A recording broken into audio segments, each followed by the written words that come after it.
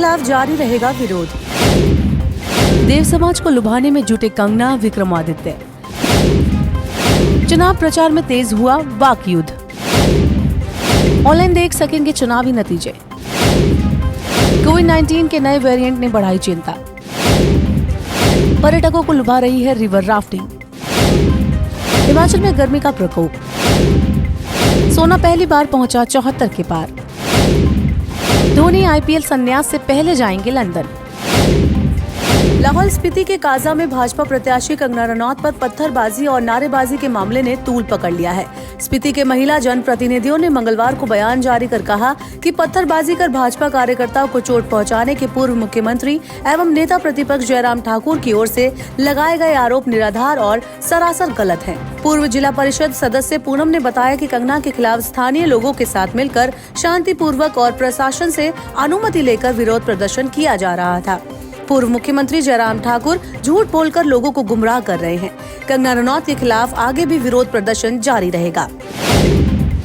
हिमाचल प्रदेश में लोकसभा चुनाव की तारीख नजदीक आते ही प्रत्याशियों के बीच फिर एक बार जुबानी हमले तेज हो गए हैं। मंडी से कांग्रेस प्रत्याशी विक्रमादित्य सिंह जहां एक और भाजपा प्रत्याशी कंगना रनौत के खान-पान पर सवाल खड़ा कर देव समाज को रिझाने की कोशिश कर रहे हैं, तो वहीं दूसरी ओर कंगना विक्रमादित्य को एक अहंकारी और बिगड़ैल शहजादा बताकर लोगों की सहानुभूति पाना चाहती है।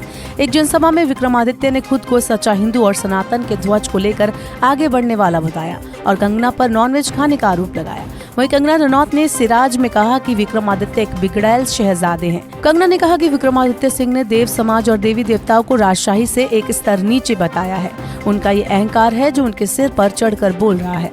अब आने वाली 4 जून को ही स्पष्ट होगा कि किसको देवी देवताओं का आशीर्वाद मिलेगा और किसको नहीं।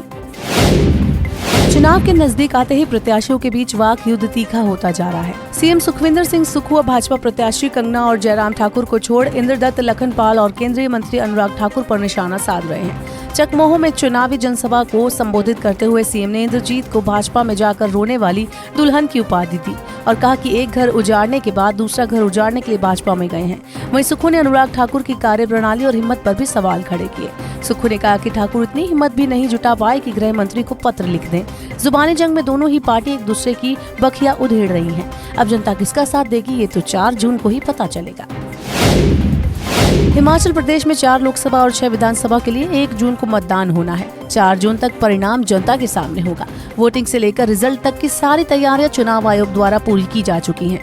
मुख्य निर्वाचन अधिकारी मनीष गर्ग ने बताया कि इस बार पोल डे मॉनिटरिंग सिस्टम को बेहतर बनाया गया है, जिससे मतगणना के दौरान जल्द और सटीक नतीजों को ऑनलाइन देखा जा सकेगा। साथ ही संसदीय क्षेत्र में उड़न दस्तों व स्टैटिक सर्विलांस टीमों को सक्रियता बढ़ाने के निर्देश दिए गए हैं। कोरोना की नई लहर फिर एक बार बड़ी चिंता खड़ी कर रही है। पिछले कुछ दिनों से वैश्विक स्तर पर कोरोना के मामले स्थिर बने हुए थे, लेकिन अब एक बार फिर मामले तेजी से बढ़ रहे हैं। कोरोना के एक नए वेरिएंट फ्लर्ट ने बहुत ही कम समय में कई देशों को अपनी चपेट में ले लिया है।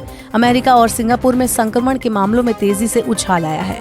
नया वेरिएंट फ्लर्ट ओमिक्रॉन का ही सब वेरिएंट है, जो वैक्सीन से बने इम्यून सिस्टम को चकमा देकर इंसानों में तेजी से संक्रमण बढ़ाने का काम कर रहा है। सिंगापुर में कोविड-19 मामले जिस तेजी से बढ़ रहे हैं, उसे देखते हुए जून मध्य तक यहां संक्रमण के मामले पीक तक पहुंचने की आशंका जताई जा रही है।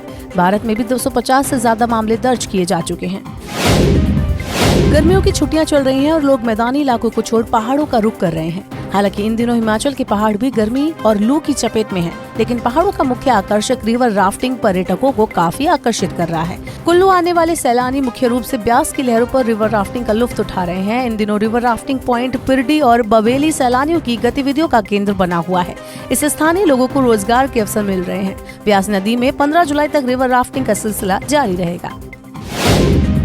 हिमाचल में लगातार 4 दिन से हीट वेव चल रही है। आज भी जिला किन्नौर और लाहौल स्पीति को छोड़कर अन्य सभी 10 जिलों में हीट वेव का येलो अलर्ट जारी किया गया।